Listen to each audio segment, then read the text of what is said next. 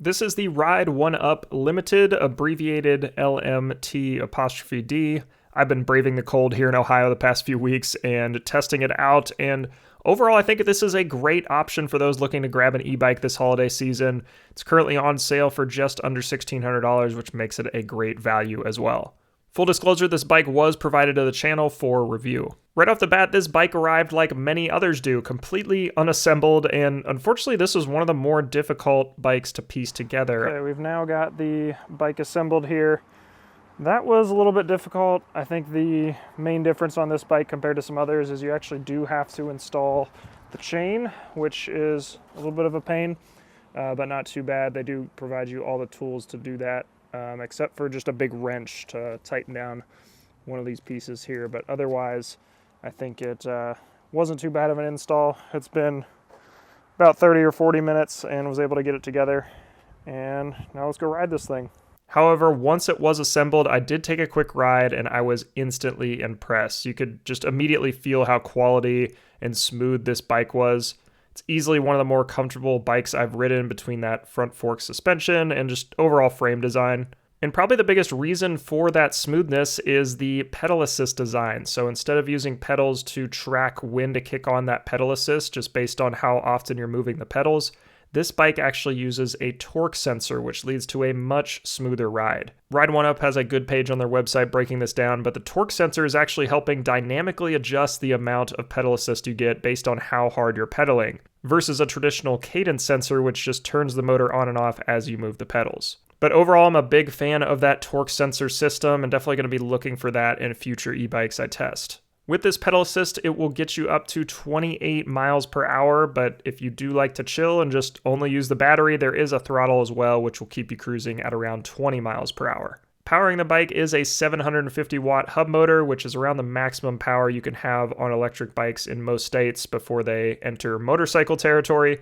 But I will say this bike has some of the better torque out of the bikes I've tested. That motor kicks on right away as soon as you hit the throttle. There's no ramp up. And I really like this when you need to get yourself back up to speed quickly, especially from a standstill. So if you're using this bike for commuting, for example, and you stop at a stop sign, you can use the throttle to get yourself back up to speed really quickly instead of waiting for yourself to pedal and get yourself back up to speed. There are regular bike gears here as well, but I found with a lot of e-bikes, I typically just keep this on the higher gear, so I don't get a ton of use out of that when I'm testing, but you do have that option if that's something you want to take advantage of. As for adjusting the pedal assist, there are some buttons near the screen here. You can adjust from no pedal assist being 0 all the way up to pedal assist 3. And the screen shows some really cool live data as well. This is a full color display, so you can see your current power draw on the motor, your speed, your trip distance, odometer. And I do love that they have a very clear battery indicator here. While I was testing, I left it in voltage, but you can actually change this to be a percentage, so you can see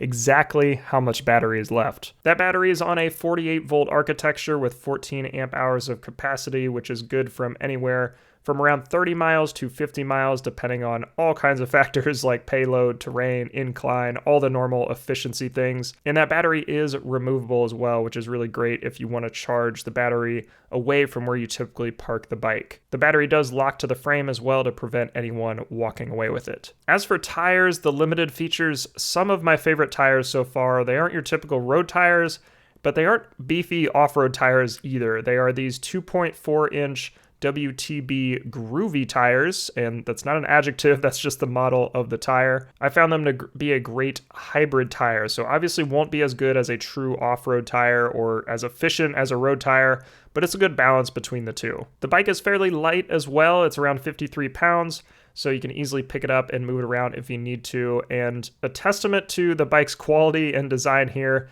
it has a payload capacity of 300 pounds, so plenty of room for whatever you want to fit on this bike. This is the XR or step-over frame, but this does come as a step-through or ST frame as well, if that is what you're looking for. As for lights, the Limited does come with an integrated headlight. Unfortunately, there is no taillight though, which I thought was an odd omission here.